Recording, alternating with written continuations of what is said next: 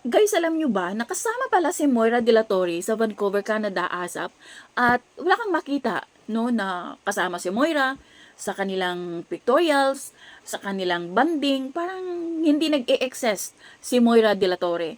So, yun pala, napanood ko kasi ito sa kay OG Diaz sa kanyang showbiz updates. At sinabi nga doon na pag-usapan nila na andun nga si Moira at nagpalipat nga ng ibang hotel.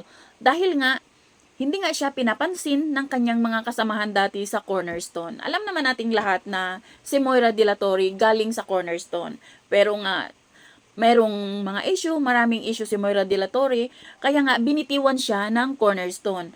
So yung mga kasamahan naman niya, marami siyang issue kasi backstabber, tapos demanding si Moira, or basta maraming issue sa kay Moira dati. So ngayon, na naging kasama siya doon sa Vancouver, Canada, nakakasad dahil nga parang hindi siya welcome, parang kumbaga andun siya pero parang hindi siya nag-e-excess, parang hindi siya kinakausap, parang hangin lang siya na dumadaan o ano ba, 'di ba? Parang ganun yung atake dahil nga wala ngang pumapansin sa kanya.